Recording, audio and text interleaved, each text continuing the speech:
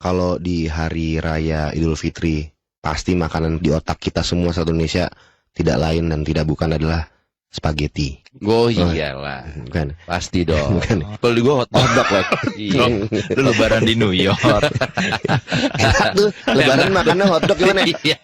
Kita mesti nyoba lagi. Kira-kira saudara lu bakal ngomong apa ya? Kan dia gak enak hati dong sama orang tua kita kan. Silakan dimakan, pas ngeliat hotdog harus ngambil satu-satu gitu. Pas diangkat kan ditutup tuh makanannya kan. Set. Bawahnya sih juga ada lilinnya juga biar makanannya Iya. tetap panas. Diangkat lah. Kok hotdog? Tapi dibikin bar gitu, keren lagi. Ini Iya. menurut gue bisa jadi salah satu ide sih buat lebaran pakai hotdog sih. Tradisi baru. Kasih baru. Kalau sebelumnya kan ketupat. Ya. Karena ketupat itu ternyata makanan yang punya filosofis ya. Jadi makna filosofis ketupat itu kenapa berbentuk segi empat? Itu melambangkan kiblat, papat, limo, pancer atau 4 arah mata angin dan 1 pusat. Katanya begitu. Terus kenapa filosofi ketupat itu namanya ketupat atau kupat? Jadi ternyata dari bahasa Jawa yaitu ngaku lepat yang berarti mengakui kesalahan. Oh, karena di akhir dari bulan Ramadan kan. Betul. Iya. Filosofi lontong apa? Filosofi lontong. Tanya Cak Lontong. Iya. Jangan so tahu, lo saya Cak Lontong. Ada. Ya, tapi banyak kejadian-kejadian pas lebaran selain lagi nikmatin makanan yang lebih pada obrolan ya. Lo pasti udah bosen dengan pertanyaan basi-basi seperti kapan ini, kapan itu, kapan ini, kapan itu. Tapi banyak hal-hal lain loh yang kalau lo perhatiin, ini sering kulang-ulang pas lebaran. Contoh, kalau misalkan ada anggota keluarga yang pas ngumpul nih, keluarga besar, dia nggak datang, itu pasti yang diomongin. Si Bobby nggak datang. Dia kan emang orangnya gitu. Problematik dia. Problematik dia. Itu nggak pernah menganggap tradisi keluarga tuh dari dulu dia. Bentuknya aja beda banget sama kita semua. Iya. Jadi ketidakhadiran lo itu alamat buat diomongin pasti. Iya sih. Iya. Tapi emang tradisi lo pertanyaan-pertanyaan basi ketika lagi lebaran tuh emang kayaknya nggak akan pernah selesai ya, nggak pernah ada ujungnya ya. Maksudnya kayak ketika lo belum lulus kuliah lo ditanyain kapan lulus kuliah. Ketika lo nggak punya pacar lo akan ditanyain kapan punya pacar. Ketika udah punya kapan nih nikahnya. Ketika udah nikah kapan punya anaknya. Anak udah ada. Nambah adenya kapan? Iya. Adenya udah ada tapi cowok-cowok punya anak ceweknya Kayak kapan? apa? Udah punya anak cewek. Kok yang adek gak naik kelas? Ya. Eskalasi terus ya. Iya. Menurut Gila gua sih. itu adalah bentuk dari kurangnya skill komunikasi di antara orang-orang itu tersebut. Karena sebenarnya pada intinya mereka tuh cuma pengen ngobrol aja karena mereka juga bingung kan, udah jarang ketemu. Habis itu duduk, gue mau main apa ya?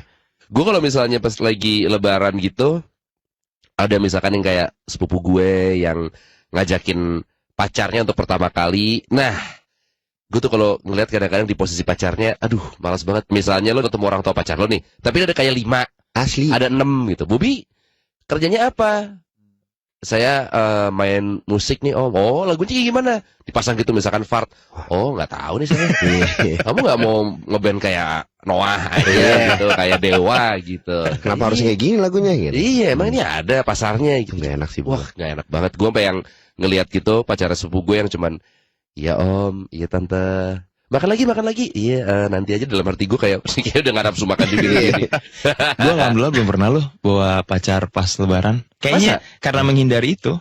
Sepupu gue kan Di bawah lo. di bawah gue jauh banget bawahnya, kayak 20 tahun, 15 tahun gitu-gitu. Jadi pas sekarang mereka baru kuliah atau mereka baru kerja, mereka baru ngenalin pacarnya ke keluarga besar. Terus pasti disebutnya temen. Ini temennya. Iya. Belum Iya. boleh tuh bilang pacar Gak tuh. boleh. Sekarang itu kalau di Jakarta ngumpulnya udah di rumah gue. Jadi sekarang sepupu-sepupu gue itu pasti ke rumah gue bawa pasangannya segala macam. Gue udah gak enak banget sih, bayangin deh, udah dateng, bener kata lu, ditanya-tanyain semua. Orang Padang kan kalau nanya kan detail ya. Gue ngebayangin mereka kayak, anjing gue mesti ngadep sama yang botak brewok lagi nih. Ya kan? Berarti lu di jajaran om-om itu Udah, juga ya? Udah jelas. Wah, cowok gue misalnya kayak gitu, sepupu gue banyak nih ngumpul-ngumpul. Bulan puasa kemarin pulang-pulang, yang dibawa banyak banget, udah ngasih THR, ngasih knalpot, ngasih pelek Vespa. Ada yang, ya sepupu gue yang baru main Vespa. Khas lebaran banget tuh. Iya kan, kayak gue gak ada knalpot ini, gue ngeliat, Iya. ini ada knalpot lu bawa tuh, ini juga nih pelek lu bawa, nih barang-barang Vespa, banyak yang gitu-gitu. Tipsnya adalah kalau misalkan lo mau ngenalin pacar lo atau enggak lo mau main ke rumah pacar lo ketika lagi lebaran, kalau gue prefer hari kedua. Biasanya udah lebih santai dibandingin hari pertama. Betul. Ya kan? Dan pastiin pacar lo ya seagama. Jadi curhat.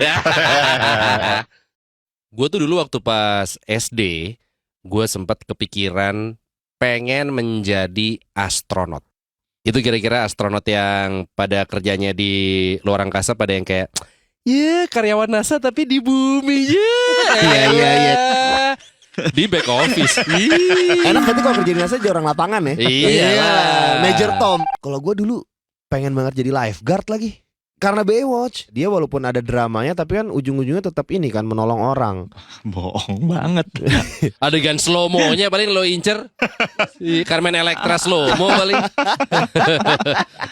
Kalau dulu patokannya apa dandanan kita waktu Hari Kartini?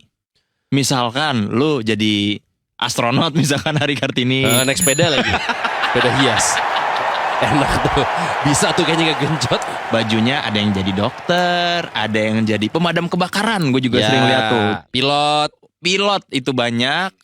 Nah, gue bingung ini bajunya kayak gimana. Tapi zaman dulu sering banget disebut sebagai cita-cita, yaitu aku pengen jadi insinyur. Gue tuh dulu waktu pas SD ngebayangin insinyur tuh kayak pakai jas putih kayak dokter gitu tuh gak lo?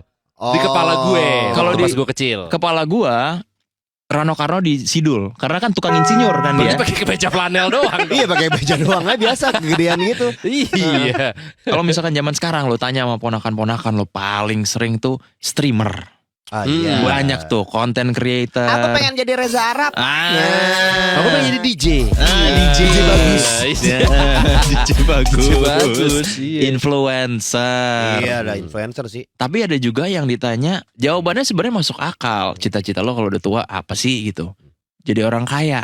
Iya sih. Mm-mm. Iya. Semua juga pengen. Betul, tapi cara menuju sana kan kita bingung ya. Iya. Rampok juga bisa kaya tuh. Bisa. Tapi buron.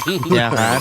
Kalau emang udah jadi profesi itu, ya lo bisa pamer lah. Lo sekarang jadi. Tapi kalau misalkan zaman itu, yang lo pamerin ya bukan profesi karena tidak punya, Ya. tapi barang-barang yang lo bawa ke sekolah. Oh yoi. Contohnya Tamagotchi dulu. Tamagotchi. Oh Tamagotchi. Iya kan? Kecilnya main Tamagotchi, udah gede main jenglot. Ya.